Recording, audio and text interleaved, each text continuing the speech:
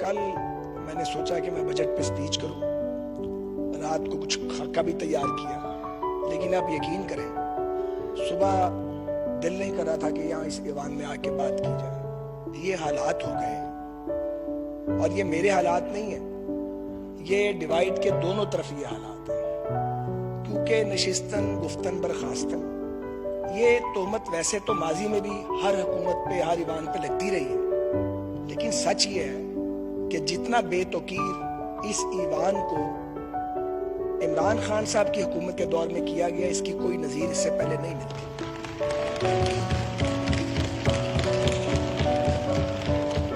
ہم یہاں یہ درست کہا, ایک پی ٹی آئی کے کسی دوست نے بھی یہ بات کی, میری بہن نفیسہ شاہ صاحبہ نے بھی یہ بات کی, ہم یہاں پہ ایک دوسرے کے گریبان پھاڑنے تو نہیں آتے, ایک دوسرے کی بے عزتی کرنے کا مینڈیٹ لے کے تو ہم یہاں نہیں آتے.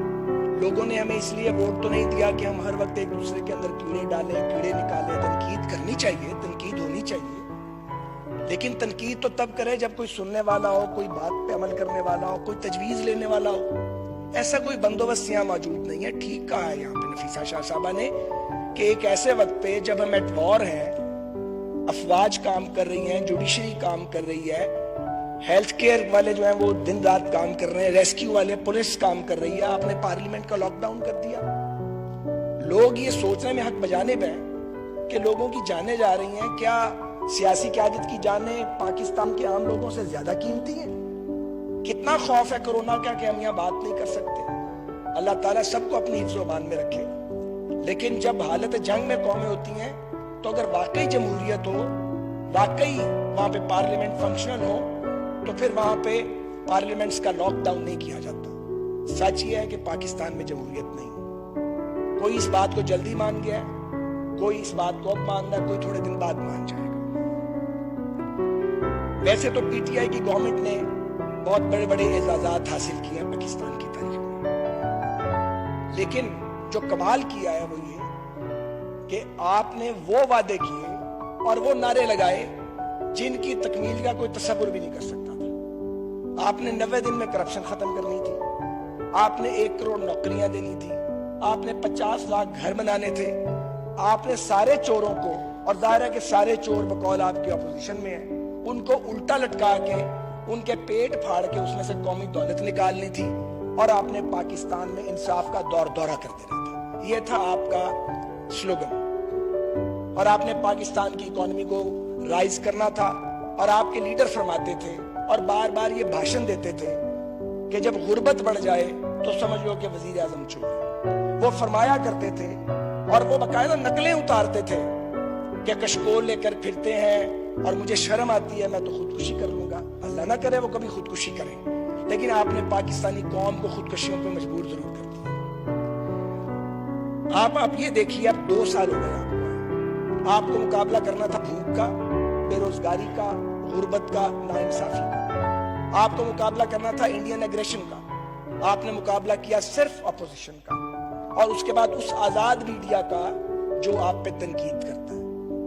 آپ نے یہ بھی نہیں سوچا کہ یہ وہی لوگ ہیں جو آپ کی حکومت لانے والوں میں شامل تھے, آپ نے ان کو بھی ٹارگٹ کر دیا.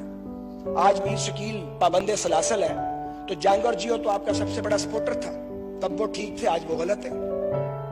آپ نے جیلیں بھر دی اپنے مخالفین سے, ہمیں آپ نے چور ڈکلیئر نوٹیفائی کر دیا. آپ کی نظر میں ہم سب چور ہیں. مجھے بتائیے اس سے پاکستان کو کیا ملا؟ آپ نے کرپشن کی رقم جو آپ بتاتے تھے, کون سا ٹکا آپ نے ریکور کیا؟ آپ کے حالات یہ ہیں کہ بجٹ سر پہ ہے. شہباز شریف کو پکڑنے کا بڑا شوق تھا, بجٹ گزار لیتے. آپ میں اتنی قوت برداشت بھی نہیں ہے. آپ نے قائد حزب اختلاف کو وہاں پہ لے جا کے جیل کے کنارے پہ کھڑا کر دیا. اب عدالت سے وہ ضمانت پر ہے, کورونا کا وہ مقابلہ کر رہے ہیں. ہم میں باری باری سارے اپنی باری دے آئے ہیں, تو جناب چیئرمین باری دے کے پھر یہاں کھڑے, پھر بھیج دیں گے, باری دے کے پھر واپس آ جائیں گے. آپ کو یہ حقیقت پتہ نہیں لگتی کیا؟ مجھے پیپلز پارٹی والوں کو اس وقت خوش نہیں کرنا, لیکن ریالٹی یہی ہے کہ اگر ضیاء الحق کا بدترین مارشل لا پیپلز پارٹی کو ختم نہیں کر سکا, تو پھر کسی سیاسی حقیقت کو کوئی ختم نہیں کر سکتا. یہ سچ ہے. میں اس وقت پیپلز پارٹی کے بڑے بدترین نقادوں میں تھا. سیاسی طور پہ اب بھی اختلاف ہے, ضیاء الحق کے خلاف تھا, لیکن خوش بڑے دل میں ہوا کرتے تھے. پیپلز پارٹی نظر ہی نہیں آتی تھی کہیں پیپلز پارٹی. اور جب محترمہ آئی تو مجھے وہ دن یاد ہے 10 اپریل 86 کا. ہر طرف پیپلز پارٹی کی اور ہماری مخالفت کے نعرے لگ رہے تھے اور ہمارا کچھ نہیں تھا. یہ عوامی طاقت ہے.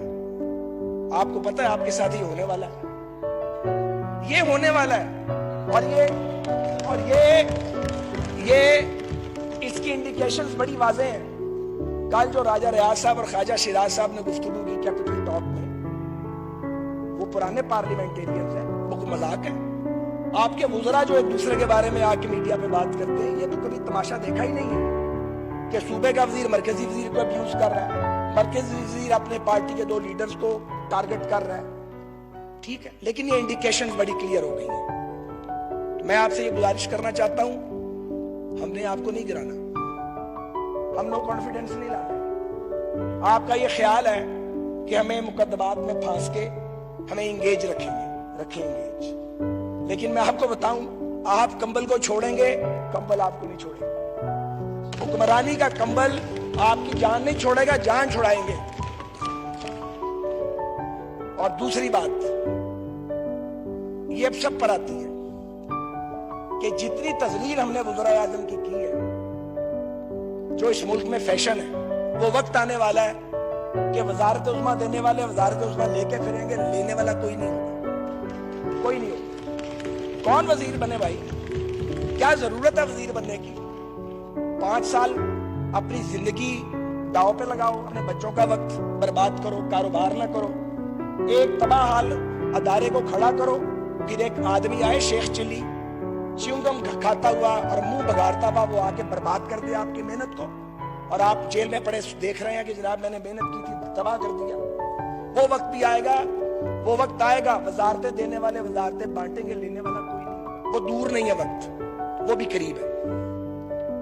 تو جناب گزارش یہ ہے کہ آج آپ مانے نہ مانے, بدقسمتی سے فال آف کشمیر ہو چکے, اور آپ نے کیا کیا, وہ سرینا کے بارے ایک بورڈ لگا دیا ہوا جس پہ اس کو اتروائیں. اس بورڈ کو کیوں توہین کرتے ہو یار کشمیریوں کی, اتارو اس کو بھائی. یہ کیوں کرتے ہیں؟ جمعے کو 12 بجے دوپہر کو اکٹھے ہوں گے, یہ بھی نہیں سوچا کہ جمعے کو 12 بجے اکٹھے نہیں ہو سکتے, یہ 2-4 بار ہوگا پھر نہیں ہوگا. آپ کے ایڈوائزر کون ہے؟ کون آپ کو مشورے دیتا ہے؟ چائنیز نے نکیل ڈال دیا انڈینز کو. آپ نے کیا کیا ہے؟ فال آف کشمیر ہو چکا ہے, یہ ایک ریالٹی ہے, اور تاریخ میں یہ بوجھ آپ کے دور پہ رہے گا. آگے بڑھیے. ٹڈی دل آیا, کچھ چلا گیا, کچھ مر گیا, کچھ بریدنگ یہاں پہ ہوتی رہی, آپ لوگ سوئے رہے. آپ لوکسٹ کا مقابلہ ہی نہیں کر سکے, اربوں روپے کی فصلیں وہ اجاڑ گیا ہے, اور آپ نے سارا کام اب NDMA کے سپرد کر دیا. پہلے آپ بحران کریٹ کرتے ہیں, کیونکہ بحران آتا ہے آپ کو پتہ ہی نہیں لگتا. آپ تو اپنے مخالفین کو جیلوں میں ٹھوسنے میں مصروف ہیں, اور ہم میں سے کون ہے جو آپ کا وکٹم نہیں ہے؟ آپ ہمیں وکٹم بنا لیتے, اس ملک کا ہی بھلا کر لیتے کچھ. آپ ٹڈی دل کا مقابلہ نہیں کر سکے. کورونا آ گیا, کورونا میں آپ نے کیا کیا؟ 8,000 روپے ٹیسٹ کی فیس ہے. جب ڈینگی نے حملہ کیا تھا اور آپ میں ڈینگی کے تانے دیتے تھے, میں بڑے ادب سے عرض کروں, ہم نے 800 کا ٹیسٹ 90 روپے میں کیا تھا, اور 90 روپے کروایا تھا. وہ مزے کی بات ہے, آج بھی 90 روپے ہے. آپ کا 8,000 کا ٹیسٹ 80 روپے کا نہیں ہو سکتا تھا, مگر آپ کا 2,000 پہ آ سکتا تھا. آپ نے کوئی مینجمنٹ نہیں کی. لوگ ٹیسٹ کے لیے رولتے پھرتے ہیں, ہسپتال بھر چکے ہیں, آپ نے کوئی ایمرجنسی میئرز نہیں لیے. اوورسیز پاکستانی آپ کا ووٹ سے زیادہ آپ نے انہیں رول کے رکھ دیا. لوگ سڑکوں پہ آ گئے ہیں, PIA تگنے کرائے لے رہا تھا, باقیوں کو چھوڑ دیں. آپ نے کوئی کریش پروگرام نہیں بنایا انہیں پاکستان واپس لانے کے لیے. آپ سوچیں آپ نے کیا کیا ہے, اس لیے کہ آپ کا فوکس نہیں ہے. یہ نہیں کہ آپ کر نہیں سکتے تھے, آپ کے پاس بہت سے تجربہ کار لوگ موجود ہیں, بڑے بڑے عمدہ لوگ بھی آپ کے پاس موجود ہیں, لرنڈ لوگ موجود ہیں. آپ نے ان کی صلاحیت سے کوئی فائدہ نہیں اٹھایا, کیونکہ آپ نے پورا زور, آپ کا بیانیہ یہ ہے کہ یہ سب چور ہیں. آپ کے نزدیک آپ کی اپنی جماعت وہ محترم ہے جو آپ کے مخالفین کو ننگی گالیاں نکالتا ہے, اور جو آپ کو تلقین کرتا ہے کہ آپ سیٹلمنٹ کریں, ریزالو کریں, وہ آپ کو برا لگتا ہے. آپ سمجھتے ہیں ہمیں پتہ نہیں لگتا. ہماری بات آپ کو آتی ہے تو آپ کی بات ہمیں آتی ہے, ایک ہی برادری کے لوگ ہیں, کوئی باہر سے تو نہیں آئے ہوئے. آج سید خورشید شاہ मुझे आप बताइए, हम उधर बैठते थे, शाहजी इधर बैठते थे, क्या दौर था, क्या खूबसूरत तरीके से बावकार अंदाज में वो अपोजिशन करते थे। उस सीनियर पॉलिटिशियन को जेल में ठूसा हुआ है, हमदा शहबाज जेल में पड़ा हुआ है, ख्वाजा आसफ साहब नैब की पेशियां भुगत रहे हैं। जब से पार्लियामेंट्री लीडर बने इनकी पेशियों में तेजी आ गई। राना सनाउल्लाह खान एक जेल काटा है, दूसरी जेल के धरने पे खड़ा किया हुआ है। आपको मिलता है किस सारे काम से? आप क्या ख्याल है ये लोग अपना दीन धर्म बदल लेंगे, अपने मौक़िफ़ बदलेंगे? सिर्फ आप एक नफरत पैदा कर रहे हैं जो हमारी औलादों तक जा रही है। मैं बता रहा हूँ आपको, हम नहीं दे रहे वो नफरत, आप अगली नस्ल में उस नफरत को मुंतकिल कर रहे हैं। आप सियासी दुश्मनी को, सियासी इख्तिलाफ को दुश्मनी में आपने बदल डाला है। ये पाकिस्तान चुकाएगा इसकी कीमत। आप में से बहुत सारे पॉलिटिक्स में नहीं होंगे, फारिग हो गए होंगे, उनका नाम ही नहीं होगा सियासत में, बहुत सारे घरों में चले गए होंगे, मगर पाकिस्तान इसको भुगतेगा। माफ कर दें पाकिस्तान, माफ कर, रहम करें इस मुल्क के ऊपर। हम एंड पे आ गए हैं। इस मुल्क में मशरकी पाकिस्तान के टूटने से सबक नहीं सीखा गया, तो कोरोना के इस हमले से ही सबक सीख लीजिए। ये कोरोना की जो एक अजाब हम पे आया है पूरी दुनिया पे, इस कोरोना के अंदर से अपॉर्चुनिटी मिल सकती थी। हर मुश्किल में एक अपॉर्चुनिटी है, मगर आपके पास वो कैपेसिटी नहीं है। आप तो बातचीत करने की पोजीशन में नहीं है, आप इस पोजीशन में नहीं है कि आप अपोजिशन के साथ कौमी मामलात में गुफ्तगू कर सकें। 11 वोटों की आपकी हुकूमत है, वो 11 भी आपके अपने वोट नहीं है। आपको भी पता वो वोट कहां से आए हैं और हमें भी पता कहां से आए हैं। कोई 2/3 मेजॉरिटी होती है तो 2/3 मेजॉरिटी भी नहीं चली। 2/3 मेजॉरिटी का जो यहाँ हशर हुआ था वो भी तारीख का हिस्सा है। आप किस गलतफहमी का शिकार हैं? मैं आपसे सिर्फ ये अर्ज करना चाहता हूं कि फॉल ऑफ कश्मीर के बाद फॉल ऑफ इकोनॉमी हो चुका है। आज लोड शेडिंग फिर शुरू हो चुकी है, पेट्रोल के लिए लाइनें लग रही हैं, आटा चीनी का बहरान पैदा हो चुका है। मुझे बताइए आप पाकिस्तान को किधर लेके जा रहे हैं? ये आपका बजट, आप मैं 4 फिगर सिर्फ पढ़ देता हूँ। खुराक, फूड सिक्योरिटी के लिए और एग्रीकल्चर के लिए आपने 12 बिलियन रखा 2020 में। हम 2018 में 31 अरब 18 करोड़ रुपया खर्च कर चुके हैं। आपने हेल्थ पे 20 बिलियन रखा है, हमारा 38 बिलियन था 2018 में। आपने एजुकेशन पे, हायर एजुकेशन डाल के 94 बिलियन रखा है। हम 2 साल पहले जब आखिरी बजट दिया 97 बिलियन पे थे। आपका पीएसटीपी सिर्फ 650 बिलियन का है, हमारा 1000 बिलियन का पीएसटीपी था 2018 में। आपने रेलवे जिसके स्पुर्द की हुई है, आपने 40 बिलियन दिया है, हम 87.5 अरब रुपया दिया हमने रेलवे। ये फिगर्स की बात है, मैं तो नहीं फिगर्स लेके आया। आपका बजट खसारा 7% है, हमारा आखिरी खसारा 4.9% है। हम मान जाते हैं कि हमने मसनूई तौर पे रुपए की कीमत बढ़ाई थी, हमने मसनूई तौर पे कारोबार का पहिया चला दिया था, हमने मसनूई तौर पे लोड शेडिंग खत्म कर दी थी, हमने मसनूई तौर पे सारे काम किए होंगे, मोटरवेज भी मसनूई बना दी होंगी, पर बन गई थी, एयरपोर्ट भी बन गए, एक्सप्रेसवेज भी। आप भी मसनूई तौर पे कुछ कर लेते, आपसे तो मसनूई तौर पे भी कुछ नहीं। आपके 2 साल में आपने हमारे 5 साल जितना कर्ज लिया। हमारा कर्जा तो लगा हुआ नजर आता है, जगह जगह पे उसके आसार और निशान है। आपने ये कर्जा लेके कहां रखा है? अगर कल किसी आपसे पूछा रसीदा कटो, हिसाब दो, तो क्या करेंगे? तो फिर रसीदें दिखानी पड़ेगी ना, फिर हिसाब भी देना पड़ेगा। तो ये आपके हालात हैं। मैं आपसे सिर्फ ये अर्ज करना चाह रहा हूं कि 1 करोड़ घर आपने क्या देने थे और 50 लाख नौकरियां क्या देनी थी। हजारों बेघर हो चुके हैं, लाखों बेरोजगार हो चुके हैं। मैं आपसे सिर्फ ये कहना चाहता हूं कि जनाब मेहरबानी करें, पाकिस्तान के बारे में अब भी सोचें। हुकूमतें आती जाती रहती हैं, मुझे खुद समझ नहीं आ रही कि इसका सोल्यूशन क्या है। अच्छा, आप इसलिए खुश हैं, मैंने इनके एक फेडरल मिनिस्टर को सुना, हमारे सिवा कोई ऑप्शन नहीं है। ये गलतफहमी निकाल दें, ऑप्शन तो हर वक्त होते हैं, पर इस पर एक मुश्किल है कि आपके सिवा जो ऑप्शन हो सकता है हम अवेलेबल नहीं है। इस बार मजे की बात ये है, आप समझते हैं कि आपके अलावा ऑप्शन नहीं है, ये भी अवेलेबल नहीं है, हम भी अवेलेबल नहीं है। ये बड़ी खतरनाक बात है और मैं आपको अर्ज कर रहा हूं, ना चाहते हुए ये सिचुएशन पाकिस्तान में जमहूरियत को डिरेल कर सकती है। आप उधर लेके जा रहे हैं और बेहतर ये है कि अगर आपसे नहीं चलता तो मैं बड़े सॉफ्ट वर्ड्स यूज करता हूं, आप एनडीएमए के सपोर्ट करते हैं। نیشنل ڈیزاسٹر مینجمنٹ اتھارٹی کے سپرد کر دیں، کیونکہ NDMA کے جو سربراہ ہیں میں انہیں ذاتی طور پہ جانتا ہوں. جنرل افضل بڑے محنتی آدمی ہیں، FW کے DG تھے، انہوں نے FW کو بہت اس کے لیے کام کیا. تو اگر بحران پیدا آپ نے کرنے ہیں اور ریزالو NDMA نے کرنا ہے تو آپ نظام ہی NDMA کے سپرد کر دیں. کیا تو ہوا ہی آپ نے، آپ ویسے بھی خود سپردگی کے عالم میں ہیں. تو یہ آپ کی اس وقت اسٹیٹ آف افیئرز ہے. ایک خطرہ موجود ہے، اس کی طرف بھی میری بہن اشارہ کر گئی. مجھے یہ لگتا ہے کہ اگر پاکستان کے یہ حالات رہے تو ریلیونٹ نہ آپ رہیں گے نہ ہم رہیں گے، اور ریلیونٹ شاید پاکستان کے ادارے بھی نہیں رہیں گے، کیونکہ انصاف دینے والے انصاف نہیں دے رہے، ملک کو تحفظ دینے والے تحفظ نہیں کر پا رہے، اور ملک جو چلانا چاہتے ہیں سول رولرز، ان سے ملک چل نہیں رہا. اپوزیشن کی کارکردگی بھی ماشاءاللہ ہم اکٹھے ہونے کی پوزیشن میں نہیں ہے.